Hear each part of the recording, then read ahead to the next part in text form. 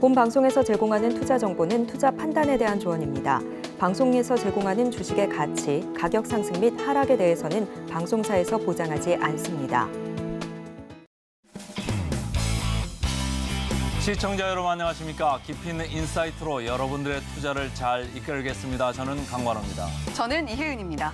간밤에 미국 시장 다우존스는 디즈니가 무려 8%나 폭락하면서 다우존스는 마이너스권으로 떨어졌고요. 하지만 나스닥은 다행히 플러스권으로 상승을 하면서 마감을 했습니다. 전일장 우리 시장에서는 에코프로 전 회장이 2심에서 법정 구속을 당하면서 후장 내내 계속 좀 안 좋았습니다. 오늘도 저희 증시 8과 함께 하시면서 지켜보시죠. 네, 전일 우리 시장 옵션 만기일이었던 만큼 오후장 들어서 힘이 좀 빠지면서 양시장 모두 하락으로 마무리를 했습니다. 거기다가 오늘은 MSCI 반기 리뷰도 있는 날이죠. 금요일이지만 계속해서 이슈 챙겨가셔야 될 필요성이 느껴지는 장입니다. 자, 증시 8, 이어지는 증시 9 함께 하시면서 우리 시장 꼼꼼하게 대비하신다면 흔들리는 시장 안에서도 승리할 수 있는 전략 챙겨가실 수 있지 않을까 싶은데요. 유튜브로 서울경제TV 함께 보실 수가 있습니다. 유튜브에 서울경제TV 검색을 해주시면 실시간 방송 중인 화면 입장하셔서 실시간으로 방송 함께 즐겨보실 수가 있겠고요. 지나간 방송 영상도 함께 보시면서 투자로 참고하실 수가 있겠습니다. 자, 오늘 증시 8도 그리고 금요일 우리 시장도 파이팅입니다. 화이팅! 계속해서 미장원 순서 시작해야죠. 에임리치 김 PB 전문가 화면 연결되어 있습니다. 안녕하세요. 안녕하세요. 투자 쉽게 하자 김 PB입니다. 자, 미국 시장 어제 상당히 혼조세로 끝났는데 좀 한번 살펴볼까요? 네, 맞습니다. 미국 증시 전반적으로 혼조세로 끝났고요. S&P 0.17%, 다우지수 0.66% 각각 하락하면서 마감을 했고 나스닥은 0.18% 소폭 상승하면서 마감하는 하루였습니다. 기술주들은 전반적으로 대형주들 중심으로 중소형 개별주들까지 괜찮은 흐름을 보였고요. 최근에는 단기적으로 돈들이 전부 AI나 일부 기술주 쪽으로 몰리는 느낌을 좀 봤습니다. 그래서 최근에 어떤 자료를 보니까 기업들 실적 발표 당시에도 AI를 언급하는 비중이 역사상 최대 수준이라고 하더라고요. 그래서 지금 AI 쪽에 시장의 관심도가 상당히 높은 걸 알 수 있고 여전히 에너지 쪽은 약세 흐름을 계속해서 보여주고 있습니다. 그리고 은행 쪽 섹터도 여전히 좋지 않은 흐름 보여주고 있고요. 반도체 쪽은 퀄컴이나 인텔이 각각 2, 3%대 하락을 했고 다른 반도체 주식들에 비해서 좀 많이 약세를 보였습니다. 두 종목 다 반도체 종목 중에서는 현재 좀 인기가 없는 종목 쪽에 속하거든요. 그래서 그런 것 같고요. 특징주로는 디즈니가 전일 8.7% 정도 폭락을 했는데 시장 기대에 부합하는 수준의 실적을 기록했음에도 불구하고 구독자들이 대거 이탈했다는 소식 때문에 급락을 했습니다. 디즈니 플러스 구독자의 경우에는 1분기 기준 1억 5,780만 명을 기록을 했거든요. 근데 3개월 만에 무려 400만 명 정도가 1분기에 이탈이 됐습니다. 그리고 그 직전 분기에는 240만 명 정도가 이탈이 됐었거든요. 그래서 갈수록 이탈자가 더 많이 생기고 있어서 좀 이제 시장에 우려감이 좀 있는 것 같고요. OTT 쪽 시장도 경쟁이 굉장히 심한 데다가 최근 거시경제 관점에서 봤을 때는 미국 실질 소비가 감소하는 추세로 가고 있기 때문에 사람들이 점점 지갑을 닫게 되면은 사실 이제 이렇게 구독하는 OTT 같은 것들부터 해지하기 시작하거든요. 그래서 매출이 감소할 걸로 전망이 되기 때문에 더 이런 현상이 벌어지고 있는 것 같습니다. 구글의 AI 바드죠. 그 소식 때문에 어제 우리 시장에서도 AI 관련주들이 상당히 좀 강세를 보였고 반면에 디즈니 8%나 이렇게 빠지니까 우리나라 OTT 업체 오늘도 좀 악영향을 받을 것 같습니다. 자, 테슬라 쪽으로 좀 얘기를 좀 옮겨가고 싶은데요.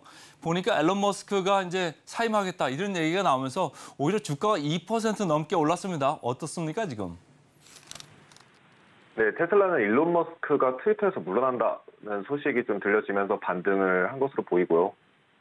이제 저 같은 경우도 암호화폐 쪽에 이제 좀 열심히 이제 분석을 하고 있다 보니 일론 머스크가 트윗한 내용들을 지금까지 많이 봐왔습니다. 근데 소위 말해서 어그로 끈다 이렇게 우리가 이제 젊은 분들이 표현을 하죠. 근데 트위터에서 하도 이상한 얘기들을 많이 했습니다. 그래서 사람들이 일론 머스크가 트위터에서 하는 얘기들을 바탕으로 투자에 참고를 해서 뭐 도지코인이나 시바이누가 급등하기도 하고 여타 다른 종목들이 크게 영향을 받았었는데 이런 것들이 이제 투자자들한테는 좀 부정적으로 비춰지는 경향이 갈수록 커졌습니다. 그래서 트위터 사임한다는 소식 때문에 좀 이제 사람들이 안도감이 좀 느껴져서 좀 오히려 상승한 게 아닌가 이렇게 좀 보고 있습니다. 일단은 뭐 주가가 2% 이렇게 올랐습니다만은 장단점이 있는 거 아닙니까? 이렇게 보면은 머스크가 뭐 창의적이고 이런 건 상당히 좋잖아요. 근데 이제 사고를 좀 친다 이런 쪽에서 이제 부정적인 이슈가 좀 사라지지 않을까 이런 생각으로 주가가 일단은 뭐 반등을 했습니다만은 우리 장하고 상당히 중요하게 밀접하게 이렇게 연결이 돼 있거든요.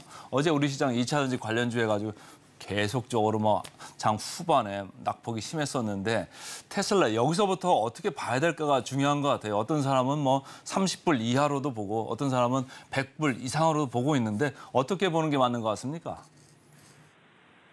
저는 좀 현실적인 관점에서 보는 게 좋은 것 같습니다. 테슬라 같은 경우는 약간 우리나라 2차 전지나 여타 전기차 관련된 종목들의 약간 벤치마크 지수 같은 기능을 하고 있습니다. 근데 테슬라 주식 같은 경우는 제가 지금까지 이렇게 떨어지기 전에도 제가 개인 유튜브에서 테슬라가 고점 대비 80~90% 폭락할 거라고 얘기를 해오고 있는데 전형적인 닷컴 버블 당시에 마이크로소프트 같은 종목이거든요.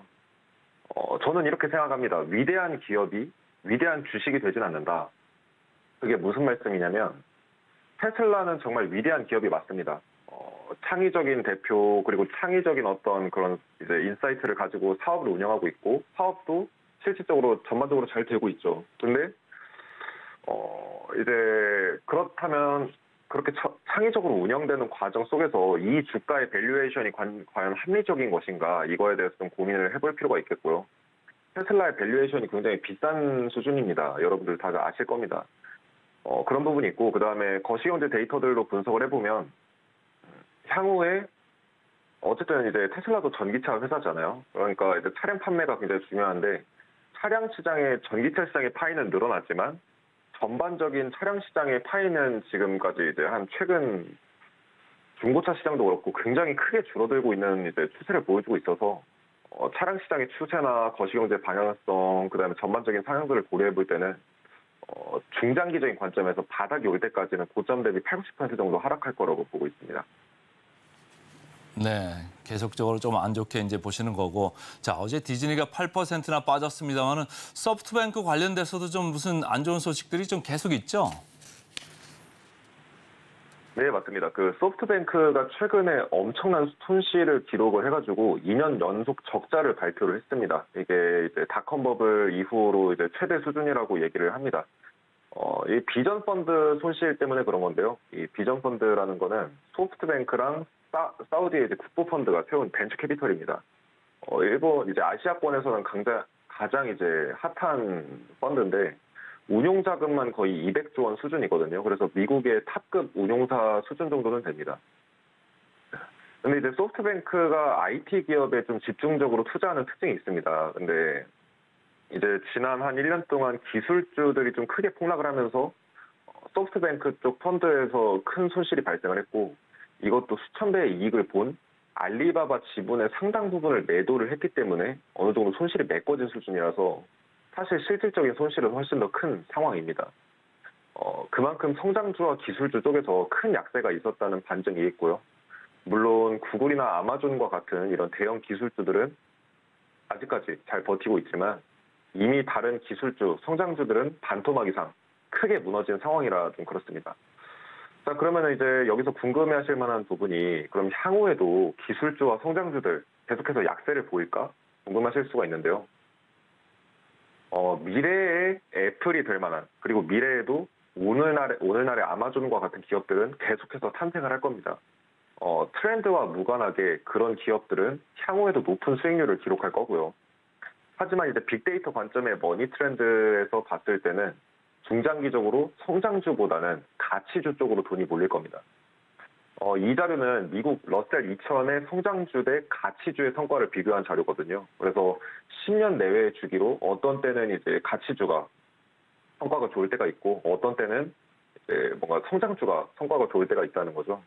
즉 금융시장도 마치 패션업계처럼 이렇게 주기를 두고 유행이 순환을 합니다.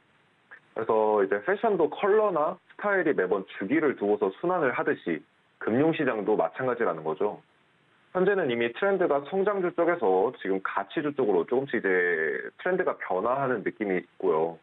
전반적으로 성장주에 비해서 가치주에 투자하는 게 향후 최소 수년 동안에는 최대는 10년 이상까지도 주가가 하락할 당시에 방어율 측면에서나 내지는 이제 투자했을 때 승률 측면에서 성장주 대비 더 매력적일 것이라고 보고 있습니다.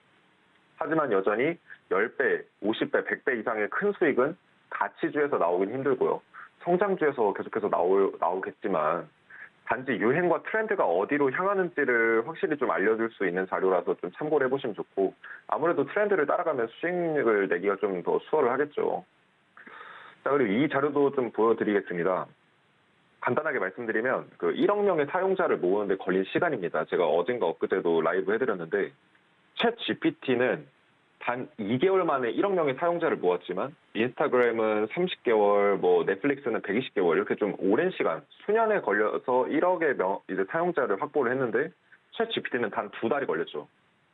결국 현대 사회에서는 누가 더 많은 사용자를 모으느냐, 내 플랫폼에 끌어모으냐가 사업의 성공 관건인데, 이제 AI 산업도 이제 전반적으로 사용자들이 많이 몰리고 있는 것을 보면 갑자기 조그마한 스타트업이 공룡 기업으로 조 단위의 어떤 그런 기업 가치를 보이는 유니콘 기업으로 성장할 수 있는 이런 강력한 성장 모멘텀을 갖고 있다고 봅니다. 그래서 100배 이상 상승할 수 있는 이런 피터 린치가 좋아하는 그런 종목들이 AI 쪽에서 계속해서 탄생할 것으로 보이고 있습니다. 그래서 AI 쪽에서 또 많은 이제 상승세가 나오지 않나 이렇게 좀 보고 있습니다. 앞서서 가치주, 성장주 얘기하시다가 또 AI로 넘어가니까 성장주를 사라는 건지 어떻게든지 지금 헷갈리는데요. 어쨌든 곡석을 가려서 좀 성장할 기업에 좀 집중적으로 좀 들여다보자 이렇게 이제 말씀을 하시는 것 같고요. 자, 코인 시장으로 좀 가볼까요? 네, 그 암호화폐 시장은 전반적으로 24시간 동안 약세를 보이고 있고요. 비트코인이 1.8%, 이더리움이 2.2% 하락을 했고, 나머지 알트코인도 대부분 2, 3% 정도 수준의 하락을 보이고 있습니다. 일주일간으로 보면 비트코인이 6.6%, 그 외에 알트코인이 4%에서 14% 정도 수준으로 일주일 동안 하락하면서 고점에서 하락하고 있는 모습을 보이고 있거든요. 근데 현재 비트코인은 27K 정도 수준인데 차트를 보면 쐐기형의 헤드앤숄더 패턴을 보여주고 있습니다. 그래서 약세로 전환될 것이다, 하락 전환을 계속해서 시도할 것이다 이런 신호를 보내고 있고요. 이 수준에서 한 번 더 강하게 가격이 흐르게 되면 하락 방향으로 전환될 가능성이 아주 높아진다고 봐야겠습니다. 그리고 최근 비트코인 거래소의 보유 물량이 5년 만에 최저 수준으로 하락했다라는 소식이 들려지면서 이제 사람들이 좀 이제 주목을 하고 있는데, 쉽게 말해서 사람들이 거래소에서 돈을 빼고 있다라는 거죠. 비트코인이나 이더리움 같은 것들을. 이게 왜 그러냐면 FTX 사건 터지면서 이게 튼튼한 거래소도 망할 수 있구나 이런 이제 불안감, 그리고 이제 스스로 암호화폐를 관리하고 싶어하는 이런 수요들 때문에 자기들의 개인 지갑이나 콜드 월렛에서 이제 빼서 쓰는 것으로 보여지고 있고요.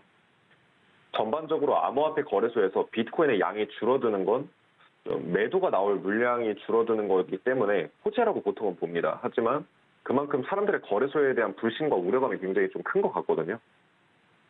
또 이제 알트 시즌 인덱스를 보면 비트코인에 몰린 돈이 과할 정도로 많아지기 시작했습니다. 그래서 이 추세가 유지되는 상태로 암호화폐 시장이 하락할 경우에는 알트코인 쪽에서 더 큰 폭락이 나올 수 있기 때문에 이 부분 주의하시는 게 좋겠고요. 시장이 상승세가 나오는데 비트코인 도미넌스가 빠지고 알트코인 도미넌스가 높아지면서 자금이 알트 쪽으로 흘러가게 되면 그간 오르지 못했던 알트코인들이 랠리를 보일 거다 이렇게 좀 보고 있습니다. 오늘 말씀 잘 들었습니다. 지금까지 에임리치의 김 PB 전문가와 함께했습니다. 고맙습니다.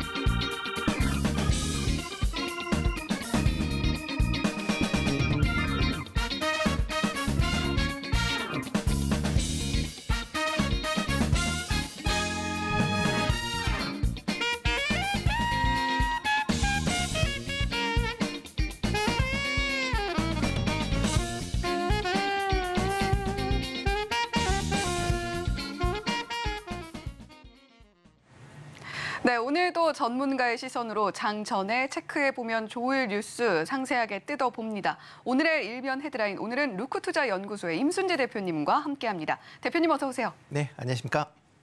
네, 오늘도 금요일 시장이지만 계속해서 우리 시청자 여러분들께서 챙겨보시면 좋을 뉴스 헤드라인으로 선정해 오신 걸로 알고 있는데 어떤 내용인지 화면 통해서 만나보겠습니다. 네, 오늘의 헤드라인입니다. 어제 반가운 소식이 맞겠죠? 네, 반가운 자, 소식이죠. 코로나 이젠 일상으로 6월부터 격리 권고로 전환이라는 헤드라인입니다. 자, 기존에 7일 격리를 하던 것을 이제는 5일의 권고사항으로 이야기를 하고 있는 거고요. 거기다가 동네 의원 그리고 약국에서 의무적으로 착용해야 했던 마스크도 6월부터는 해제가 될 것으로 보입니다. 코로나19의 위기 경보가 이제 엔데믹이 선언이 되면서 심각에서 경계로 내려가게 된 건데, 자, 이 부분이 굉장히 단어의 차이일 수 있겠으나 변하는 부분들은 상당히 많이 보이는 것 같아요. 자, 어제도 관련주들이 좀 튀어오르는 모습을 보여줬는데 사실상 3년 4개월 만에 코로나19 엔데믹이 선언이 된 겁니다. 자, 오늘 헤드라인 일단 반가운 소식인데 저희가 좀 자세하게 요약 정리 한번 들어볼게요. 네, 3년 4개월 만이죠. 코로나에 대해서 이제 사람들이 이제 위험을 이제 인지하면서 위기 경보 수준 단계를 이제 심각까지 올린 이후에 그다음에 3년 4개월 만에 이번에 주의 경계로 한 단계 하향을 했다라고 보시면 될 것 같습니다. 지난 5월 5일 날 WHO가 이런 이제 미리 이제 글로벌적으로 팬데믹에서 이제 엔데믹으로 전환을 선언했다라고 보시면 될 것 같고요. 네. 그 외에 일본이나 그다음에 미국 같은 경우도 그리고 독일 같은 경우도 기존에 팬데믹에서 엔데믹을 위한 여러 가지 조치가 발표가 되고 있습니다. 국내도 이런 전 글로벌적인 이제 움직임에 같이 발을 맞춰서 좀 완화가 됐다라고 보시면 될 것 같고요. 어저께 질병관리대책위원회, 그러니까 중앙재난안전대책본부에서 윤석열 대통령이 이제 공식적으로 이제 발표를 했다라고 보시면 될 것 같습니다. 향후에 위기 경보가 일단 하향됐다라고는 하지만 많은 부분에서 이제 풀린 부분은 분명히 있습니다. 그렇지만 네. 일부 부분은 여전히 지금 유지가 되고 있는 부분도 있다라는 것도 같이 감안을 하셔야 되지 않을까 싶고요. 최근에 이제 코로나 확진자 수가 여전히 2만 명대에 가까운 그런 이제 숫자는 유지는 하고는 있지만 그렇지만 많이 이제 일일 사망자 기준으로 본다라고 하게 되면 하루에 한 7명 정도 이제 발생을 하고 있습니다. 그만큼 질병의 위험도가 예전보다 많이 좀 완화가 됐다. 특히 백신을 많이 접종을 했기 때문에가 이유가 가장 크지 않을까라는 생각을 해보고 있고요. 각종의 이제 방역 수칙을 이제 잠시 본다라고 하시면 네. 지금 이제 방역 조치 기준으로 보면 현행이 이제 격리 관련된 부분이 가장 이제 컸다라고 보시면 되겠습니다. 네. 확진자가 격리가 의무 기간이었는데 이제 6월부터 바뀌는 그런 이제 내용을 보면 5일 권고입니다. 그러니까 격리를 의무적으로 안 하셔도 돌아다니셔도 되는데 가급적은 네. 이제 웬만하면 해라. 네, 웬만하면 집에 계셔라라는 네. 거고요. 그다음에 이제 마스크 같은 경우는 이제 지금 일부 유지가 되고 있습니다. 그렇지만 대부분 이제 해제가 되고요. 대신 병원 같은 경우는 여전히 대형 병원 같은 경우 가실 때는 마스크를 하셔야 되는 거고요. 네. 그다음에 이제 입소형 감염 취약시설, 대표적으로 이제 그러니까 요양원이다라고 보시면 될 것 같고요. 요양원에서는 마스크를 하셔야 된다라고 보시면 되겠습니다. 그 외에 이제 의료 관련된 부분은 진단 검사나 그다음 병상 같은 경우는 이전보다는 확실히 이제 좀 축소 운영이 될 가능성 상당히 예상이 되고 있는 거고요. 다만 이제 검사비나 진료비, 치료제 관련된 부분, 그다음에 예방 접종 관련된 부분은 이게 완화가 되면 원래는 일반 질병일 경우에는 개인 부담으로 바뀌게 됩니다. 그렇지만 코로나 같은 경우는 아직까지도 언제 재유행될지는 모르기 때문에 이 부분에 대해서는 여전히 지원을 하겠다라고 밝히고 있는 그런 상황입니다. 네, 어떤 부분이 상세하게 바뀌는지에 대해서 임순재 대표님께서 상세하게 하나하나 꼼꼼하게 짚어주셨습니다. 자, 지금 우리가 코로나19 팬데믹 상황을 정말 유례없이 겪으면서 많은 것들이 달라졌지만 점차적으로 한 부분 한 부분 일상 회복으로 다가서고 있다라는 생각이 드는데, 자, 지금 여러 가지 변화에도 불구하고 의료비라던가 또는 치료라던가 이런 부분에 있어서는 유지가 된다라고 이야기를 해주셨고, 있고, 자, 지금 뭐 정부 차원에서는 앞으로 또 발생할 부분에 있어서는 대비를 좀 꼼꼼히 해야 된다라는 인식도 확산이 되고 있는 것 같아요. 지금 중장기 계획을 수립하고 있는 걸로 알고 있는데 이 부분도 저희가 좀 짚어보면 좋을 것 같습니다. 네, 뭐 신종 감염병이 이제 코로나19가 되면서 참 초기에 혼란을 좀 많이 겪었었죠. 그래서 네. 어떤 기준이나 어떤 이제 방법에 따라서 뭐 얘기들이 많이 나왔었고요. 그런 걸 좀 더 이제 명문화하겠다라는 이제 그런 계기다라고 보시면 될 것 같습니다. 특히 이제 2000년 이후에 계속 이제 전 세계적으로 신종 이제 감염병이 증가를 하고 있는 그런 상황입니다. 뭐 주기적으로 본다라고 하게 되면 4년에서 6년 정도에 한 번씩 이제 발생을 하고 있는 그런 상황이다라고 보시면 되는데요.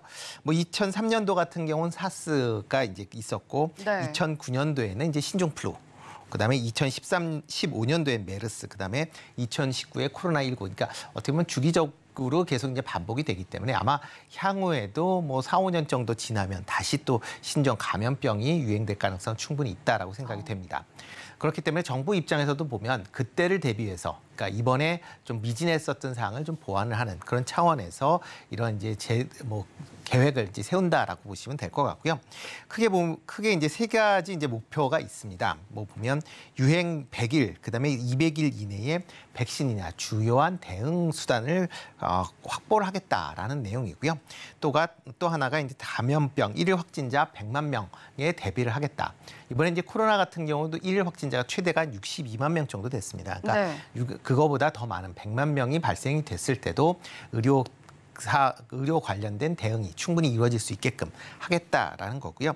또 하나가 이제 취약계층에 대한 보호 관련된 부분, 특히 이제 위중증이나 사망자로 확대되고 있는 그런 이제 가능성이 높기 때문에 그런 부분에 대해서 좀 더 강화를 하겠다라는 내용입니다. 네. 그 외에 뭐 한 10가지 정도의 이제 추가적인 그런 이제 세부 계획들이 있습니다. 뭐 지금 화면에 나와 있는데요. 핵심 과제다라고 해서 감시 예방, 대비 대응 기반, 회복, 연구 개발 뭐 이와 관련된 부분도 추가적으로 투자하거나 아니면 관련된 매뉴얼을 정비할 것이다라고 발표를 하고 있습니다. 네, 저도 참 코로나 시작됐던 그 당시가 기억이 납니다. 제가 타 방송국에서 뉴스 진행을 하면서 중앙방역대책본부의 브리핑을 매일 좀 받는 식으로 저희가 진행을 했었거든요. 2020년 1월이었던 걸로 정확하게 기억을 하고 있고요. 그때 당시만 해도 한두 명에 그치겠지라고 했던 확진자 수가 점차적으로 늘어나더니 이렇게 3년 4개월이라는 긴 시간 동안 우리를 괴롭혔던 코로나19 팬데믹이었습니다. 자, 하지만 이제 점차적으로 일상 회복의 단계로 접어들면서 그리고 많은 사람들이 이 코로나19라는 질병으로 고통을 받는 모습을 보면서 이렇게 중장기 계획까지도 세우게 되고 우리가 과연 이 가운데에서 어떤 부분들을 투자 포인트로 잡아서 투자에 활용을 하게 될지 이 부분까지 생각을 하게 되고 있는 것 같아요. 자, 오늘 투자 키워드 잡아본다면 어떻게 좀 잡으면 좋을까요? 네, 일상 회복에 대한 기대감이 이제 가장 크다라고 보시면 될 것 같습니다. 뭐 특히 이제 일상 회복을 할 때 뭐 과연 그러니까 좋은 점과 나쁜 점이 같이 양면할 수밖에 없다라고 보시면 될 것 같은데요. 특히 이제 코로나 이후에 뭐 여러 가지 이제 특수를 누렸었던 그런 이제 업종이나 섹터 같은 경우는 조금 부정적인 영향을 받을 것이다라고 생각은 되고 있지만, 네. 그러니까 코로나 때문에 하지 못했었던 여러 일들을 다시 시작할 수 있다라는 것 자체는 상당히 긍정적인 영향을 미칠 수 있다라고 생각을 하고 있습니다. 특히 지금 대표적으로 리오프닝 관련주가 재작년부터 얘기가 나왔죠. 그러니까 그쵸. 코로나 확진자 수의 등락에 따라서 리오프닝 관련된 여러 섹터들이 얘기가 되면서 관심들을 많이 가졌는데요. 이제 그 전에서는 단순히 이제 어떻게 전개될 것이냐라는 불안감이 컸다라고 보면 이제서부터는 그 불안감이 상당 부분 좀 낮아질 수밖에 없는 그런 상황이다라고 보시면 되겠습니다. 특히 여행 관련된 업종들이 상대적으로 강한 그런 시세 탄력을 받지 않을까라는 기대를 해보고 있습니다. 한국관광공사 기준으로 본다라고 하게 되면 관광공사에서 이제 발표한 내용을 보면 국내 이제 해외 여행객 수가 지금 작년도에 이제 상당히 많이 좀 급락을 했습니다. 그 이후에 올해부터 조금씩 이제 회복세를 보이고 있는 그런 상황인데요. 지금 화면을 본다라고 하게 되면 지금 이제 관광객 출국자 수를 이제 나타낸 이제 지표다라고 보시면 되겠습니다. 2018년도 같은 경우는 1년 동안에 나가는 출국자 수가 한 2,700만 명 가까이 됐다라고 보시면 될 것 같고요. 네. 2019년도에도 비슷한 수치를 기록을 했습니다. 저도 저 2019년 통계에 들어가 있을 것 같네요. 네. 그러신 분들이 많으니까요. 그 이후서부터 이제 2020년에 본격적으로 이제 팬데믹이 시작이 되면서 급감을 하는 그런 모습을 보였습니다. 그래서 2020년 가장 심했었던 2021년 같은 경우는 2019년 대비 3% 정도밖에 나가시니까 여행으로 나가는 게 아니라 어쩔 수 없이 나가시는 분을 제외하고는 네, 사업차. 네, 없었다라고 보시면 될 것 같고요. 그 외에 이제 작년도서부터 조금씩 회복하는 모습을 보이고 있습니다. 회복을 했다라고는 하지만 2019년도에 비해서 한 20% 수준에 불과한 그런 수준이었고요. 대표님은 이 통계 중에 어느 해에 좀 해당이 되실까요? 저는 2020년도부터 22년까지 못 나갔고요. 네. 2023년도는 아직 계획이 없습니다. 그렇군요. 네, 2023년 정도 되면 2019년에 비해서 한 78% 정도까지 이제 나간다라고 보시면 될 것 같습니다. 그리고 내년 정도가 돼야 아마 2019년도 수준으로 이제 본격화될 것이다라고 보게 되면 관련된 업종들에 대한 실적 관련된 부분은 아마 올해 하반기서부터 아마 좀 더 정상적인 궤도로 올라갈 가능성은 충분히 있다라고 생각이 되고 있고요. 그런 관점에서 관련된 종목들을 조금 주의 깊게 보실 필요가 있지 않을까라는 생각을 해보고 있습니다. 대표적으로 해외 여행객이 많이 나간다라고 하게 되면 첫 번째로 이제 항공 관련된 분야, 네. 비행기 타고 나가셔야 되니까요. 또 하나 이제 이런 엔데믹이 이제 본격화된다라고 하게 되면 해외에서 국내로 유입되시는 그런 이제 관광객들도 많아질 수밖에 없는 거니까 관련돼서 여행사 같은 경우도 좀 관심 있게 보시면 좋을 것 같고요. 또 하나가 이런 국내에서도 해외에 나가실 때 의뢰로 거쳐서 나가시는 부대가 있죠. 면세점. 네, 면세점 같은 경우도 쇼핑해야죠. 네, 그렇죠. 과거와는 다르게 이제 그 면세점 관련돼서도 매출 증가세보다는 영업이익 개선세가 좀 더 두드러질 가능성은 있으니까 그런 점에 맞춰서 관심 있게 좀 가지시면 어떨까 싶습니다. 또 하나 관심 가지셔야 될 게 이제 피부 미용 관련된 부분도 여전히 좀 관심을 가지셔야 될 걸로 예상이 되고 있습니다. 네. 특히 그 화장품 같은 경우 화장품에 이제 마스크를 이제 쓰질 않기 때문에 그러면 이제 기본적으로 여성분들 같은 경우는 색조 화장을 좀 많이 하게 되고요. 그렇기 때문에 이런 화장품 관련된 부분, 다만 이제 화장품 내에서도 좀 차별화될 가능성이 있다라고 보여지고요. 그 외에 이제 또 단순하게 이런 화장품뿐만 아니라 그러니까 근본적인 이제 문제를 치유하기 위한 이제 피부 미용기기에 관련된 부분도 매출 성장세가 좀 기대되지 않을까라는 생각을 해보고 있습니다. 네, 전방위적으로 나 스스로에게 그동안 억눌려왔던 모든 부분에 대한 수요가 다시금 좀 폭발을 하고 있는 모습을 보여주고 있는 것 같습니다. 대표적으로 우리가 여행을 이야기하지만 그 여행 안에서도 항공, 면세 이런 부분들 꼽을 수가 있겠고요. 저도 사실은 화장품을 자꾸만 사 모으고 있더라고요. 어느 순간 보니까 마스크를 벗게 되면서 화장도 예쁘게 하고 또 옷도 예쁘게 입고 싶고 이런 부분들이 점차적으로 분출이 되면서 전방위적으로 리오프닝 관련주들이 다시금 튀어오르는 모습을 보여줄 수 있는 것 같습니다. 자, 하지만 코로나로 좀 이익을 누렸던 분야들은 타격을 받고 있는 것 같은데요. 대표적으로 백신이 있겠고요. 또 마스크가 완전히 모두 해제된 것은 아니지만 마스크 관련주들이 정말 폭발적으로 치솟아 오르던 때도 있었거든요. 그런 부분들도 많이 지금 좀 많이 침체가 되어 있고 무엇보다도 최근에 이슈가 나오고 있는 부분은 비대면 진료, 원격 의료 분야인 것도 같아요. 물론 지금 6월 달부터는 계속해서 시범 사업을 운영한다라고는 하고 있습니다만 기존에 해오던 초진 환자를 허용하던 부분이 이제는 재진 환자로만 제한이 될 수 있다라는 이야기도 함께 나오면서 좀 우려의 시선도 함께 엇갈리고 있는 상황인 것 같습니다. 자, 지금 반사이익을 누렸던 많은 업종들에 있어서는 우리가 어떤 시각으로 좀 대응을 해야 될까요? 네, 그동안 이제 반사 이익을 많이 누렸었던 대표적인 이제 진단 키트 관련 쪽도 이제 많이 누렸다라고 그렇죠. 보여집니다. 진단 키트 같은 경우 그 이전 코로나 기간에 엄청난 이제 영업이익을 보았었는데요. 그래서 주가가 급등한 이후에 최근 계속 주가가 약세를 보였고요. 아마 이런 팬데믹이 지나서 이제 엔데믹화 된다라고 하게 되면 진단 관련된 분야가 이제 원래 갖고 있었던 그런 이제 질병 관련된 진단 분야로 아마 좀 규모가 축소될 가능성은 있다라고 보시면 될 것 같고요. 그러다 보면 관련된 종목들에 대한 투자는 조금은 좀 투자 비중을 좀 줄이시는 그런 전략이 뭐 유효하다라고 보여집니다.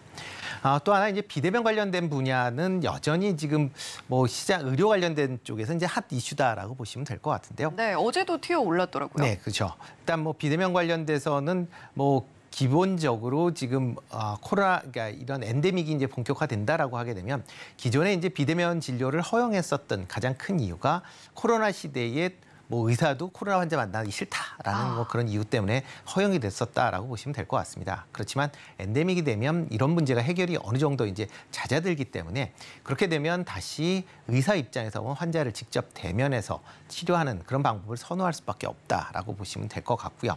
특히 이제 지역 그 의원 병의원 같은 경우 특히 더 그런 경향이 좀 심할 걸로 예상이 되고 있습니다. 현재 뭐 정부나 의사협회에서 이런 비대면 진료와 관련된 뭐 여러 가지 이제 논의가 진행됐었던 것도 사실입니다. 네. 그렇지만 최근에 이제 간호법 파동 이후에 지금 논의가 전혀 이제 전면 중단되어 있는 그런 상황이고요. 이렇게 된다라고 하게 되면 비대면이 언제쯤 다시 허용이 될지 상당히 좀 시간이 걸릴 수밖에 없습니다. 뭐 국내 이런 이제 비대면 관련된 부분은 단순하게 이제 의료 관련된 그런 부분뿐만 아니라 의료기기 관련된 특히 이제 요즘에 이제 해외 같은 경우에는 이제 와치를 통해서 그러니까 스마트폰 와치죠. 네. 와치를 통해서 여러 가지 이제 신체에 관련된 모니터링을 허용하고 있는 그런 상황인데 국내 같은 경우는 그게 상당히 좀 제한되어 있는 그런 상황이고요. 그런 이제 여러 가지 제한 부분 때문에 지금 당장에 뭐 비대면 관련된 종목들이 움직이기에는 조금 이른 시점 아닌가. 아마 아직은 뭐 그러니까 의료 기관 내에 지금 뭐 직역별 뭐 여러 가지 이제 뭐 충돌이 있는 그런 상황이기 때문에 그게 조금 안정되는 그 시점 이후에 아마 비대면 진료에 관련된 종목들에 대한 그런 관심사가 커질 가능성이 있다라고 생각이 되고 있습니다. 네, 기존에 수혜를 받았던 백신이라던가 진단키트 관련주들 당연히 좀 흔들릴 수밖에 없는 상황이긴 한데 어쨌거나 정부에서 비대면 진료, 이 원격 의료에 대해서 앞으로도 계속해서 좀 허용은 할 방침이다라는 이야기가 나오면서 인성정보라던가 또 비트컴퓨터, 딥노이드 같은 종목들은 어제 좀 상승하는 모습을 보여주기도 했습니다. 또 저희 언니가 실제로 원격 의료 AI 플랫폼 운영을 하고 있는 개발자로서 일을 하고 있기 때문에 저도 이 이슈에 상당히 관심이 많은데 지금 과연 재진 환자만 허용을 할 것인가 그리고 기존에 영위를 해오던 뭐 약배송이라던가 이런 부분에 있어서 정부가 어느 정도 선까지 허용을 할 것인가 이 부분에 대해서도 상당히 이슈가 많기 때문에 아무래도 임순재 대표님 역시 비대면 진료 관련주 보기엔 좀 이른 시점이 아닌가라는 이야기까지 함께 전해주셨습니다. 자, 그러면 저희가 수혜 볼 수 있는 업종도 자세하게 좀 짚어봐야 될 것 같은데 뭐 앞서서 말씀해 주셨듯이 항공도 있겠고 면세도 있겠고 화장품도 있겠고 여러 가지 있습니다만 임순재 대표님이 어떤 종목 보고 계신지도 궁금하네요. 네, 일단 뭐 섹터별로 먼저 이제 잠깐 말씀을 드리면 뭐 첫 번째 관심 있게 보셔야 될 게 이제 항공 관련된 그중에 네. LCC 관련주들을 조금 관심 있게 보시면 어떨까 싶습니다. 뭐 LCC 관련주들이 최근에 이제 실적 발표들이 쭉 나오고 있는 그런 상황입니다. 뭐 실적 발표가 뭐 비교적 좋게 지금 나오고 있는 그런 상황인데요.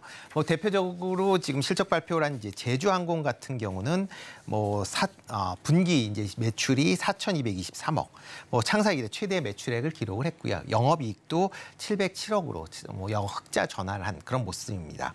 뭐 진에어 같은 경우도 매출 3,525억, 그다음에 영업이익도 849억을 기록을 했고요. 티웨이 같은 경우도 3,588억, 그다음에 영업이익은 827억을 기록을 했습니다. 에어부산 같은 경우도 뭐 2,131억의 매출을 기록을 했고요. 478억의 그런 이제 영업이익을 기록을 했습니다. 이렇게 이제 LCC의 영업이익이 증가했었던 가장 큰 이유는 수송 여객이 증가를 했다라는 겁니다. 뭐 기존의 코로나 기간 중에는 뭐 대형항공사 같은 경우에는 뭐 화물을 운송을 하면서 네. 실적을 유지를 했지만 뭐 LCC 같은 경우는 대부분이 이제 여행객이다 보니까 여행객이 감소를 하면서 급락을 보였었던 그런 상황인데요.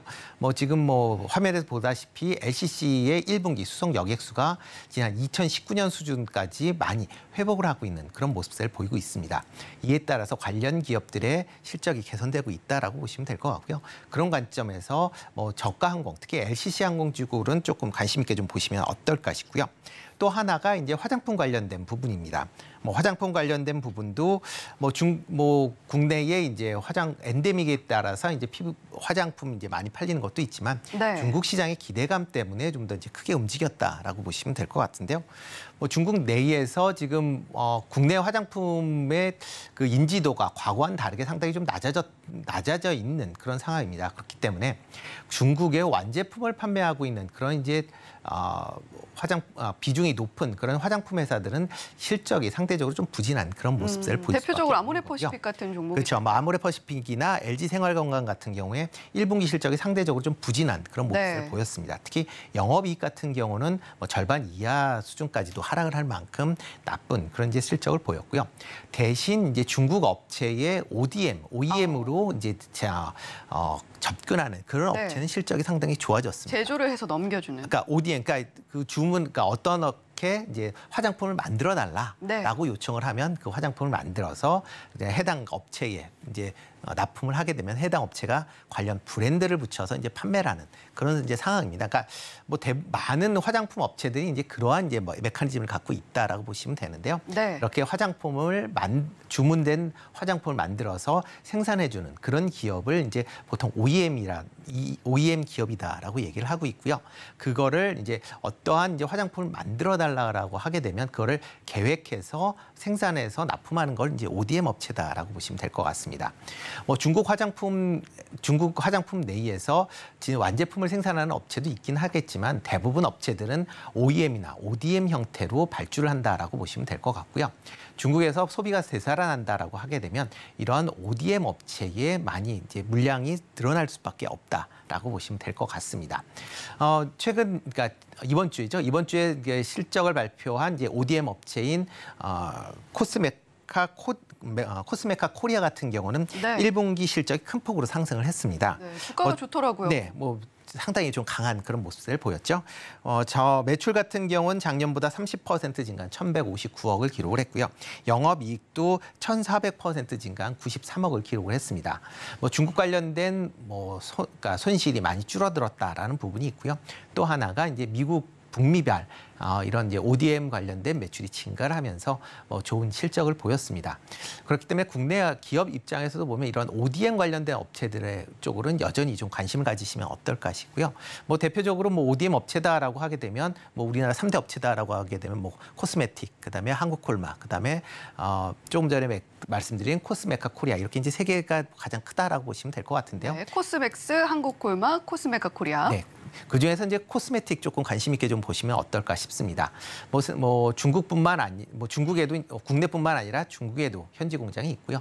미국에 그다음에 인도네시아, 태국 같은 지역에도 현지 공장을 갖고 있기 때문에 이렇게 이제 ODM 관련된 발주가 증가한다라고 하게 되면 상당히 수혜를 입을 가능성이 있고요. 특히 식약처에서 이제 중국 식약 당국 당국에다가 국내 화장품 원재료에 대해서 이제 검사를 좀 줄여달라고 요청을 한 그런 상황입니다. 특히 이제 코스메틱 같은 경우도 원재료는 국내에서 이제 받아서 사용하는 경우들이 많기 때문에 만약 이렇게 중국 정부에서 규제를 조금 완화해 준다라고 하게 되면 좀 더 경쟁력을 확보할 수 있다라는 관점에서 좀 관심 있게 좀 보시면 좋을 것 같고요. 네. 또 하나가 이제 미용기기 관련 쪽도 여전히 좀 관심 있게 좀 보시면 좋을 것 같습니다. 일상 회복으로 이제 미용기기에 대한 이제 관심도가 상당히 커져 있다라고 보시면 될 것 같고요. 관련된 기업들의 수출도 꾸준하게 증가하고 있는 그런 상황이다라고 보시면 될 것 같습니다. 올해에도 관련된 미용기기 업체들의 실적은 좀 큰 폭으로 증가할 걸로 예상이 되고 있고요. 지금 북미나 유럽 지역에 이제 수출이 많이 되면서 실적이 좋아졌는데 아마 중국 쪽에 이제 판매가 다시 재개가 된다라고 하게 되면 그만큼 실적이 좋아질 것이다라고 예상이 되고 있습니다. 관련된 기업들은 이제 몇 개가 있는데 그중에서 비올 조금 관심 있게 좀 보시면 어떨까 싶고요. 고주파 기반의 이제 미용기기 생산 업체입니다. 어저께 이제 실적 발표가 나왔는데 작년보다 영업이익 같은 경우는 226% 증가를 했고요. 매출 같은 경우도 86% 증가한 그런 모습을 보였습니다. 그렇기 때문에 이런 실적 성장세가 올 내내 아마 내년도까지도 이어질 가능성이 있으니까 이런 종목들은 조금 관심 있게 보시면 어떨까 싶습니다. 네, 화장품 쪽 보신다면 OEM, ODM 업체 중심으로 보시면 좋겠고 임순재 대표님께서 좋게 보고 계신 우리나라 대표적인 OEM, ODM 업체 3군데도 함께 꼽아주셨습니다. 자, 그리고 요즘 피부 미용 관심이 늘면서 MTS 니들이라고 하죠. 비올, 피부 미용 기기 관련해서 우리가 또 한번 지켜보면 좋을 종목이다라는 이야기까지 함께 들어봤습니다. 지금까지 루크투자연구소의 임순재 대표님과 함께 이야기 나눠봤습니다. 대표님 오늘 말씀 고맙습니다. 네, 고맙습니다.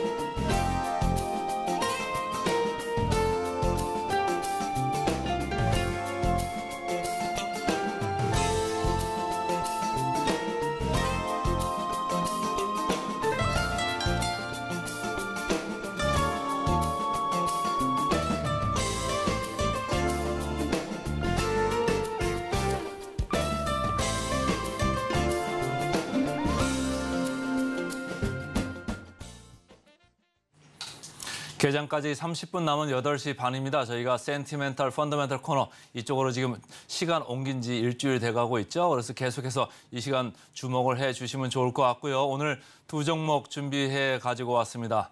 자, 센티멘탈로 화신, 그리고 펀더멘탈로 LS, 지주사입니다. LS. 이 2종목을 말씀을 드리겠습니다. 자, 센티멘탈 종목으로 화신은 자동차 세시를 좀 하는 데고요. 최근에는 이제 전기차 쪽에 배터리 케이스를 지금 공급을 하겠다. 이런 뉴스들이 계속적으로 주가에 반영을 해오고 있는 이런 회사입니다. 주가를 보시면 제가 어제 그리고 그저께 계속 현대차, 기아 말씀을 드렸습니다만은 주가가 계속 좋고 차식한테 물려줄 수 있을 만큼 좋은 저평가된 주식이다 제가 말씀을 드렸었잖아요. 근데 화신 보시면 제가 이 방송을 한 지 지금 2달째 돼가고 있는데 아주 첫 주인가 둘째 주인가 이때일 겁니다. 그때 화신을 제가 말씀을 드렸었어요. 그 이후로도 계속 이렇게 주가가 올랐습니다. 오르는 걸 제가 보고 있다가 좀 언제 또 다시 해야 되겠다 이런 생각을 했는데 오늘 이제 2달 만에 다시 하네요. 그래서 주가가 그 뒤로도 아주 많이 올라가지고 제가 제목을 현대차, 기아 뛰어넘은 화신이다 이렇게 이제 제목을 잡았고요. 이 회사의 이제 그림을 보면 삼성증권에서 나온 리포트인데요. 전기차 매출 이제 시작일 뿐이다 이렇게 이제 제목을 잡은 거예요. 기존의 자동차 세시를 하고 전기차에도 세시를 공급할 수 있죠. 미국의 이제 폭스바겐 같은 데가 들어가는데 거기에 폭스바겐 같은 데도 이 전기차 세시를 공급을 합니다. 그런데 플러스해서 전기차 배터리 케이스를 현대차 그리고 기아 그리고 미국의 북미 업체라고 이제 얘기를 하는데 어딘지는 얘기를 안 해요. 근데 여러분들이 다 아실 수 있는 그런 북미 업체일 겁니다. 이게 NDA, Non-Deal Disclosure 이거 안 되면 비밀 유지를 해야 되거든요. 그래서 요거를 이제 아직은 밝히지 않고 있는 것 같은데 북미 업체 전기차 배터리 케이스 수주 가능성이 높다. 그러니까 주가가 어떻습니까? 상당히 핫하게 이렇게 계속적으로 강하게 올라가는 거다. 이렇게 보시면 되고요. 이 삼성증권에서는 목표 주가를 2만 원으로 상향을 했습니다. 여기가 계속적으로 리드를 하는 그런 증권 회사가 되겠습니다. 자, 주가를 보시면 말씀드린 대로 이렇게 올라갔고 누가 샀냐 하면은 외국인들이 팔아놨다가 다시 급하게 채워넣는 이런 분위기를 좀 보여주고 있고요. 기관도 다시 강하게 사들어오고 있습니다. 그래서 제가 제목을 쌍끌이라는 거를 여기다가 좀 넣었고요.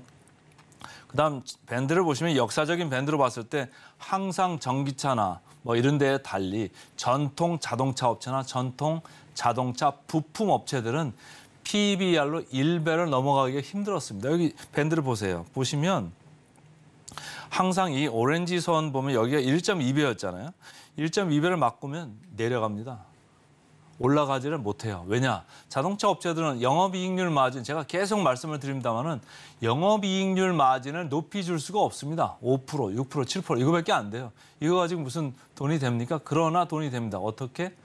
물량을 많이 줬거든요. 현대차, 기아에서 아주 물량을 밀어주면은 마진이 아주 박하더라도 그 물량 떼기로 해가지고 다 받아서 이익을 내곤 해서 이익은 많이 나나 시장에서는 안 알아줬던 겁니다. 근데 지금부터는 또 전기차로 새로운 분야가 열리지 않습니까? 그러니까 시장에서 계속적으로 새롭게 봐주고 싶은 거예요. 그러니까 역사적 밴드의 고점인 지금 1.2배 선도 지금 돌파를 했습니다. PER로도 바로 말씀을 드릴게요. 자, PER 보시면 뭐 그저께 어제 계속 현대차 그리고 기아 PER이 너무 낮다. 5배, 4배. 전기차 양극재 업체 어제 뭐 주가가 폭 나가랬습니다마는 엄청납니다. 50배, 60배입니다. 여기에 비해서 지금 10분의 1의 기업 가치 밸류예요. 이거밖에 안 쳐주고 있는 거예요. 왜? 전통차 업체들은 이렇게 계속 1000대를 받아왔댔습니다. 그러나 지금은 조금 분위기가 바뀌고 있다. 그 선두에 지금 화신이 좀 있다라고 이제 보여지네요. 지금 PER로 봤을 때 2023년 추정 기준으로 5.9배밖에 안 됩니다. 주가가 지금 더블이 났거든요. 100% 올랐는데 5.9배입니다, 여러분. 되게 저평가돼 있는 주식 중에 하나가 지금 리레이팅을 꿈꾸고 있다 이렇게 보시면 되고 단지 목표 주가가 지금 올라오고는 있습니다만은 아까 얘기한 삼성증권의 2만 원 선은 아니죠. 지금 보시면 17,000 초반선에 이렇게 목표 주가가 가 있고요. 만약에 다른 증권회사들도 따라와가지고 목표 주가를 2만 원까지 올린다 하고 하면 목표 주가 괴율이 더 벌어질 수 있겠죠. 하지만 지금 현재의 컨센서스 기준으로는 8%. 그래서 최근에 분위기가 상당히 좋아서 분위기 좋은 센티멘탈 주식으로 제가 오늘 화신을 말씀드렸습니다. 그다음 이제 펀더멘탈 주식 말씀드려야죠. 펀더멘탈로 가져온 우리 오늘 주식은 LS입니다. LS 지주사죠. LS 그룹의 지주사입니다. 이 지주사는 기본적으로 구조가 밑에서 계열사들, 자회사들 여기서 올라오는 배당금을 가지고 이 회사를 평가하기 때문에 상당히 자기 몸 체력보다 할인을 받아왔었습니다. 근데 최근에 할인이 조금 약해지고 있습니다. 그걸 하나 보시죠. 자, 여기서는 LS M&M 상장 얘기를 하고 있죠. 그다음에 밑에서 LS 전선 자회사의 또 상장 이걸 통해서 투자 재원을 자체적으로 확보해 갈 거다. 그리고 배당금 여기 자회사들에서 올라오는 배당금이 올라가기 때문에 이 LS 지주회사도 상당히 좋아질 수 있다. 이렇게 보기 시작하는 거고요. 상장을 지금 앞두고 있는 LS M&M 무슨 회사냐 하면은 여기도 마찬가지로 재련 회사입니다. 재련, 전기 분해해가지고 희귀금속이나 이런 금속들을 다 골라내는 거죠. 이렇게 재련내는 건데 LS M&M은 이게 보면은 황산 니켈 캐파를 이제 확대를 하는 거예요. 이게 어디 있습니까? 전기차 관련되는 이게 금속이잖아요. 그리고 이게 더 중요한 얘기가 있습니다. 황산 니켈 캐파 확대를 통해서 양극재 소재인 전구체 사업에도 진출할 거다. 우리나라가 지금 양극재가 한다고 중국에서 전구체를 수입을 하잖아요. 수입 비중이 얼마입니까? 90%가 넘습니다. 그렇다고 하면은 미국, 중국 갈등이 있는데 이 전구체 우리 자체적으로 좀 수급을 해야 되는데 이런 LS M&M이 이런 전구체 사업에 들어간다고 하면은 시장에서 보는 눈이 달라질 수 있는 거고 LS M&M의 상장 초기에 시가총액이 상당히 뛸 수 있다. 그 점을 지금 시장에서 주목을 하고 있다. 이렇게 보시면 되고요. LS 전선 아까 말씀드렸죠. 최근에 해상 풍력 시장 상당히 좋습니다. 어제 그 CS 윈드 주가 튀는 거 보셨죠? 저희가 이제 9시 개장하자마자 CS 윈드 말씀을 드렸었는데 장 후반까지도 계속 강하더라고요. 그래서 실적 호조가 있을 수밖에 없다. 해상 풍력 시장이 지금 계속 유럽에서는 계속 개화되고 있고 점점 강해지고 있지 않습니까? 그래서 그 LS 전선 마찬가지로 해저 케이블을 전기를 발생을 시키면 해저 케이블로 해가지고 육상으로 가져와야 되잖아요. 그러니까 LS 전선은 이쪽에서는 계속 돈을 많이 벌 거다. 이렇게 이제 보시면 되고요. 그래서 주가적으로 봤을 때 직전 고점에 와 있기는 합니다. 그리고 외국인 기관 이렇게 아주 강하게 사고 있지는 않습니다만 이미 올라온 주가에서 크게 밀리지 않고 있다. 자, 밸류에이션으로 봤을 때 역사적인 밴드의 상단에 있습니다만 제가 제목을 얕보지 마라. 지주사 이거보다 조금 더 올라갈 수 있다 이렇게 생각을 하는 거고요. 목표 주가 계리율 최근에 목표 주가도 올라가고 있습니다. 그래서 목표 주가 계리율은 18%까지 이렇게 좁혀져 있습니다만 계속적으로 모멘텀이 있을 수 있다. 이게 펀더멘탈 있다가 센티멘탈로도 갈 수 있습니다. 그러니까 목표 주가 계리율은 좁아진다고 해도 주가는 모멘텀이 남아 있으면 주가는 더 올라갈 수 있거든요. 그래서 오늘은 센티멘탈로 화신 그리고 펀더멘탈로 LS까지 말씀드렸습니다. 네, 오늘도 금요일 시장인데 센티멘탈, 펀더멘탈 종목 통해서 우리가 시장 지도 어떻게 좀 잡아보면 좋을지 한번 더 힌트 얻어 가셨으면 좋겠습니다. 본 방송에서 제공해드리는 정보는 투자 판단에 대한 조언일 뿐 해당 종목의 가치와 수익률을 보장하지는 않습니다. 저희는 잠시 후에 증시 구로 다시 돌아오겠습니다. 시청해주신 여러분 고맙습니다.